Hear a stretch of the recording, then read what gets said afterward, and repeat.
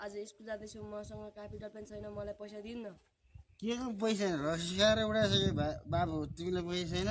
तिमी स्कुल जाऊ। रक्सी खाने मान्छे हिजो 500 खर्च भइसक्यो, कमाइ समय छैन, गरिब एकदम। हट, स्कुल जा भन्यो। तिमीलाई सरसँग भन्नु भनेको चाहिँ सरले जे गर्छन् त्यो गर्छन्। सर, मलाई मेरो बुवाले कापी डट पेनै किनिदिनुहुन्न, किनभने जहिले पनि रक्सी खानुहुन्छ। बुवा त हेर बाबु, त्यत्रो काम गर्ने मान्छे, पैसा कमाउने मान्छे, किन कापी डट पेन छैन बाबु? तिम्रो अभिभावक चाहिँ को हुन् त फेरि? तिम्रो अभिभावकलाई गएर म पनि सम्झाउँला। हेर हो बा, लोन्कीको अभिभावक तपाईँ हो? हजुर सर, हजुर। यस्तो रक्सी खाएर बुढो हुन्न नि, उहाँलाई उसले कापी डट पेनमा खर्च हुन्छ, उस कापी डट पेन किनिदिनु पर्छ नि। तपाईँले यस्तो रक्सी खाएर बस्नु हुँदैन। घर स्वास्थ्यको लागि पनि हानि गर्छ यसले, उसको भविष्य बन्छ। यसरी नुन तेलमा खर्च गर्ने, रक्सीमा खर्च गर्नु हुँदैन। ल सर, मैले रक्सी खाएको छैन सर। बाबुलाई कपी कलम घिबाट किनेन सर। रक्सी सबै जति पैसा बच्यो जति रक्सी खाएर उडायो सर।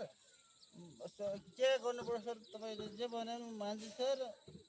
भन्नुहोस् सर, के गर्नुपर्यो भोलिसम्मदेखि? ल, म भोलिसम्म कापी कलम बाबुको सबै चिज गर्छु सर। यहाँ हेर्नु भा, भोलिदेखि बाबुलाई स्कुल पठाउनु पर्यो, कापी डट पेन किनिदिनु पर्यो, केहीको खाँचो नगर्नु पर्यो। ल हुन्छ सर। ल सर, म भोलि बाबुले जसरी हुन्छ कापी कलम सबै केही कमी कमजोर गर्दैन सर। यसो भोलिबाट रक्सी खान छोडिसक्यो।